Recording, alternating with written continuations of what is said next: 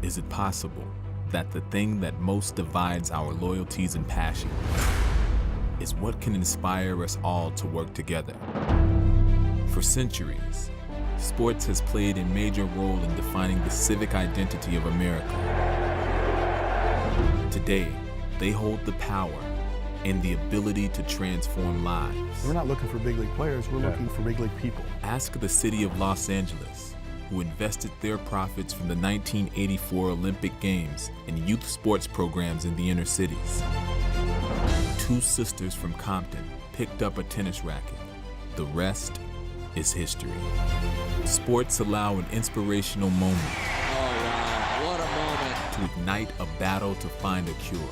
We have raised a little over $3 million. They provide life lessons and hope, and the benefits of working together for the greater good.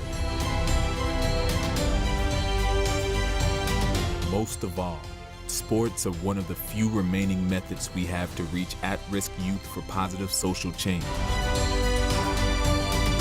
That is the power of sports.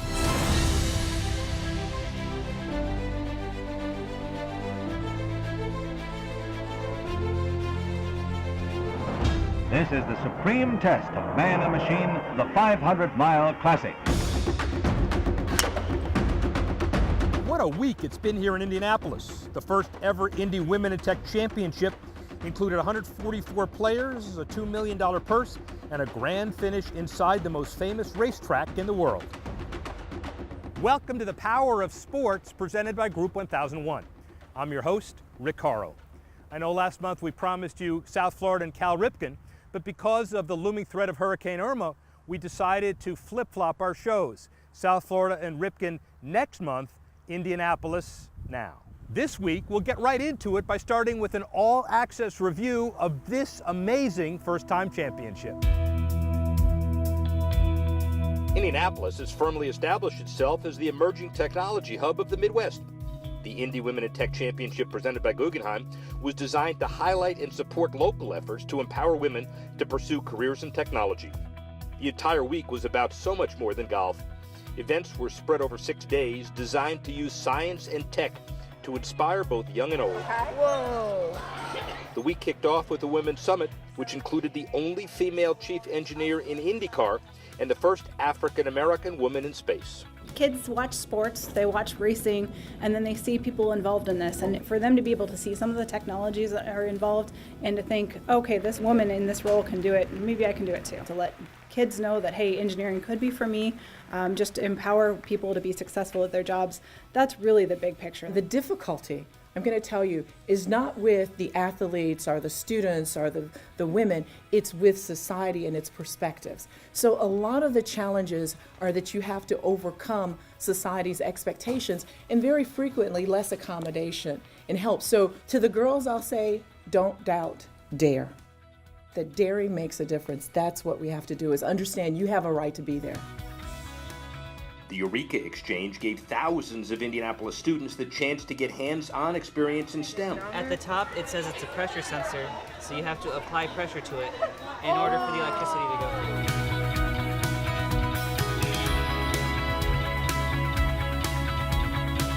through. Other events included a career fair inside the world-famous Indy Raceway Pagoda and high school girls golf day. When you start tying STEM to racing, to golf, it's a great fit for us. And our former mayor, Mayor Ballard, came to us with the concept about a year ago, and we were like, anything we can do to help educate young women and give them opportunities through Indiana Women in Tech and through a golf tournament that highlights some of the best golfers in the world is pretty cool. And then came the golf. In the most unique venue in the U.S., the Brickyard Crossing course was redesigned so the tournament finished on the 4 holes located inside the racetrack. 22-year-old Lexi Thompson came out on top and wrapped up the week with another woman first. Keeping with the traditions of victories at the racetrack, Thompson poured milk over her head and kissed the bricks at the finish line. She was the first woman ever to kiss the bricks after a victory in competition. So how did this all come together? We'll talk to the two guys who had a profound impact in bringing this major event to Indianapolis. LPGA Commissioner Mike Wan and Group 1001 CEO Dan Tauris will join them in just a minute. Rick Horrow back with you at Power of Sports. We're at a golf course. You don't realize it. That's the pagoda of the famous Indianapolis Motor Speedway. 4 of the 18 holes of the Brickyard Crossing are here inside the track. It's the Indy Women in Tech Championship presented by Guggenheim, and the 2 founders of this event, Commissioner Mike Wan of the LPGA and CEO of Group 1001, Dan Terrace. Thank you both. And when this was all put together a year ago, it was a concept, it was a dream. First started where you wanted to do good, so talk about that. Yeah, so we started the Indy Women in Tech Foundation, and we started with sponsoring robotics competitions, and we had some other programming that we wanted to expand. And then we came up with the idea of working with the LPGA. So met Mike Wan, went to one of the tournaments, and really saw what kind of role models that the players are and what they could provide to the tournament and to the cause. And so we partnered with the LPGA, and the footprint that gives us to produce this kind of event just has greatly exceeded our expectations. This is a concept of doing social good in a unique way for training and women in tech as well. So basically you jumped at it. If I was being honest, every great idea that's happened in my 8 years was somebody else's great idea.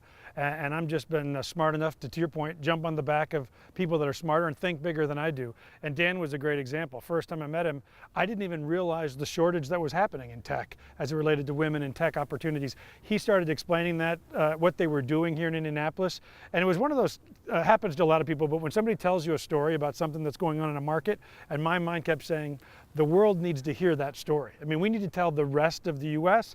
and the rest of the world what's going on here in Indianapolis, because they've got it figured out, and now we got to unleash that idea. This has got to be about more than golf this week in Indy. This has got to be about making a difference, not only in Indy, but making a difference in young girls' lives and dreams. And if we can do that through Women in Tech, if we can do that through Fields and Futures, if we can do it through any one of those efforts, if we can change expectations of young girls, we'll change lives of adult women. And I know from your perspective, there's been a lot of discussion about doing what is necessary to empowering girls, kids, workforce, women. The charity almost led the event, right? Absolutely, yeah. I mean, as the commissioner said, that was the first component here, and when we got to meet the LPGA, got to meet the players, we agreed with the commissioner that the LPGA was a vehicle to make the message bigger, to make for a bigger opportunity with respect to what we were trying to do here. And I think that's in fact what we're doing here in year 1. And as I said before, this is an evolutionary process. We want to make it bigger in year 2. Give us your overall perspective, Mike, on using sports as a vehicle for social change, just broadly, even separate from this tournament. What's your sense of all that?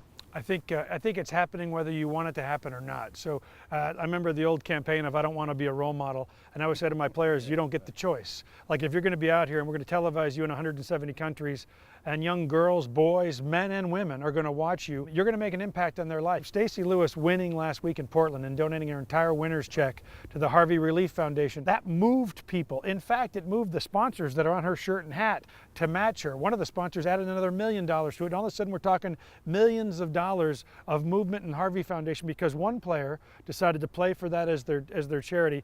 And I see that happen week in and week out. I see it impacting lives of young women all around the world. We started going and playing in Thailand 10 or 15 years ago. Women didn't play golf in Thailand. You just didn't see women on a golf course. Today, we have 10 players from Thailand on the LPGA. We have another 15 players that were in Q School last year. And when we go play in Thailand, our crowd is made up of more women than men. That's 10 years later. So if you don't think we're creating social change, I mean, when a young girl in Thailand 10 years ago couldn't dream of that, and now she's actually living that, that's what social change is all about. So as I tell players, you create social change even if you don't want to. So you might as well pay attention to it because the rest of the world is. It's going to be bigger. We have people who are on the same page that agree to take it to the next level. Rick Horrow, Power of Sports. Be back in a minute.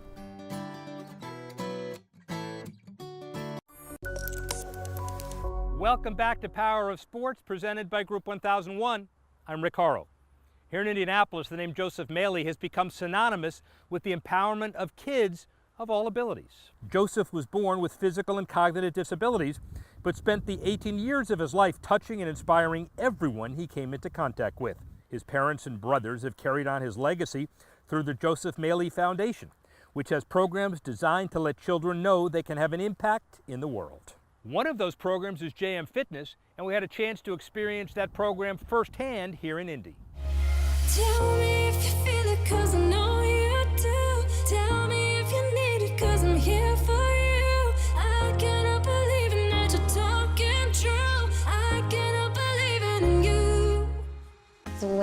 Joseph was younger, there really weren't opportunities for Joseph and his brothers to participate in an athletic event together. There are lots of programs that athletes with disabilities can participate, and then there are programs for athletes without disabilities. JM Fitness is an adaptive athletic program designed to open opportunities for children of all abilities. We open it up to children with disabilities, without disabilities, friends, neighbors, classmates, relatives, siblings, whoever. We offer swimming, basketball, t-ball, cheerleading, yoga. We have a track and field program and a cross-country fall running club program, and football this year. In 2017 alone, we were able to serve over 26,000 students in central Indiana, giving them that message of the power of acceptance and respect and kindness. When I say go, you say cheerleading go, cheerleading go. You know I can't stop, won't stop, darling. I keep thinking we could be more than you'll ever know. We have volunteers paired up one-on-one with all of our athletes, and they create a truly customizable and adaptive program. In the Joseph Malley Foundation, they don't just hand someone your child. There's a list, like what can they do? What are their strengths? What can we do to motivate them? And they find people with this willing hearts who are willing to look at your kid and just see a kid. For Kira's very first race, we ran the race, and about 40 yards from the finish, she stepped out of the chair and used her walker. A crowd started gathering, and it was just incredible. She had the biggest smile on her face when she finished. That's because I practiced for a month, and then I just decided to walk across. It made me feel very proud of myself. It was a very special moment because it's not many moments that she actually get up and walk. And all the people that worked with her so hard to make that happen, it was just a joyous occasion.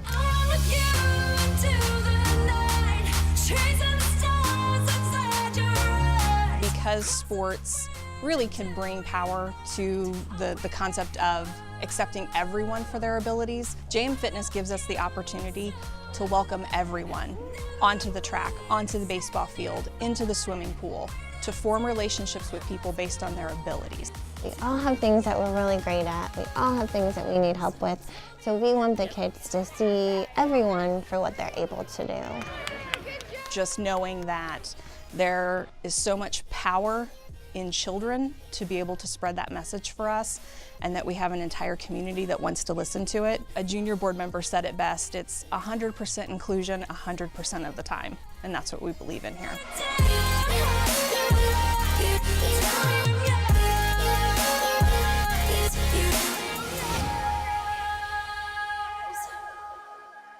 What an amazing foundation serving kids of all abilities. The Joseph Malley Foundation namesake would have been very proud of what his foundation has empowered kids to do. We'll be back right after this. The moment is upon us. After months of preparation, the largest Division II league in the world is set to kick off. 30 teams will fight, driven by the love of their fans, showcasing unbelievable skill, creating unforgettable moments. And at the end of it all, only one team shall rise as the USL Cup champion.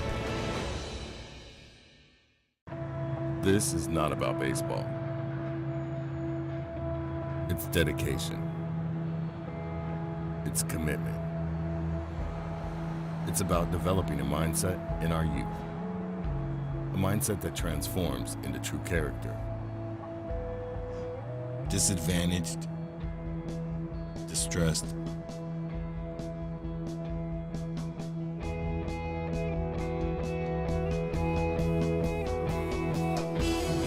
new fields envisioned as new opportunities.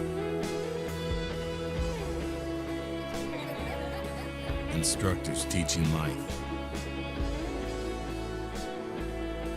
Lessons learned. This is not about baseball.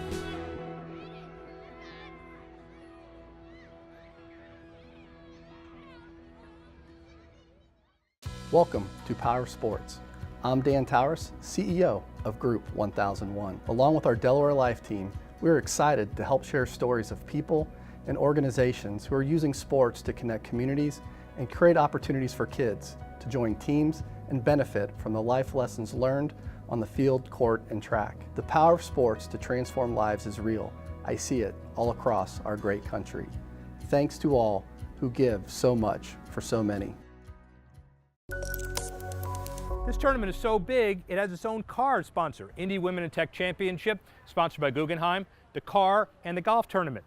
Let's turn back to Fields and Futures, that nonprofit in Oklahoma City we talked about in last month's show. Fields and Futures committed to rebuilding 42 inner-city athletic fields for Oklahoma's largest school district, believing every child deserves the opportunity to experience the power of sports for themselves. And it starts with a safe place to play, a field to call home. Each month, Fields and Futures will share a story about the impact a playing field can have on the life of a young student, coach, or other individual. Today we introduce you to Jeremy Allen. His story speaks for itself.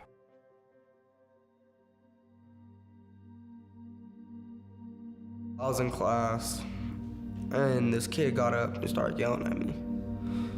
So he kicked the desk at me. So I stood up, I was like, I ain't gonna let you do this. So I picked the desk up and hit him with it. I was a troubled kid when my grandma died. She was like my second mom. When she died, the whole family split apart. As a kid, I was young, so I didn't know how to react. I started being bad, started getting suspended a lot. I had 28 suspensions, over 100 days out of school.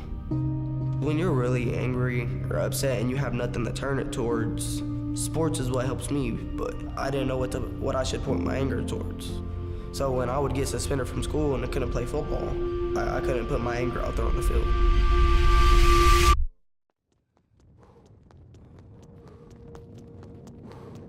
So my coach pulls me in the office, Coach Esau, sets me down and we start having a talk. And he was like, son, you gotta look at it like this. Once you're out of high school, if you get a 5-day suspension, that don't exist. You're gonna get 5 years, you're gonna get 1 year, you're gonna get 2 years in prison. A suspension don't exist for adults. I learned life lessons on that field, stuff that will help me 10 years down the road. I used to play on dirt, nothing but dirt, sand, broken beer bottles. And to go back the next year, and you're playing on a whole grass field instead of dirt, beer bottles, rocks, all that. It changes you emotionally. When they did that project, it changed me, and I'm very thankful for that.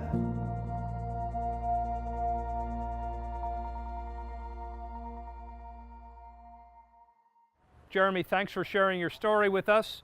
This car and I will be back right after this.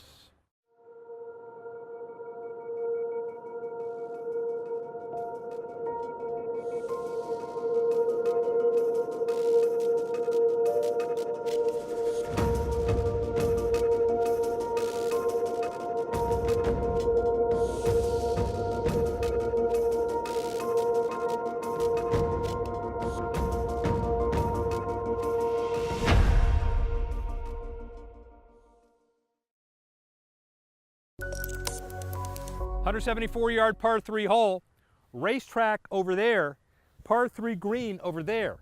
Quite an incredible and unique facility. We've talked a lot about youth education this week in Indy. We recently had the opportunity to sit down with John Chapman, co-founder of EverFi, a DC-based digital education company that has deals with the NFL, Major League Baseball, and the NHL.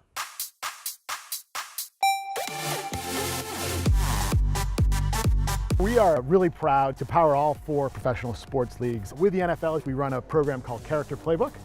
It's a character education program to help teenagers develop better habits around healthy relationships, so sort of those awkward middle school years when you're in 8th grade.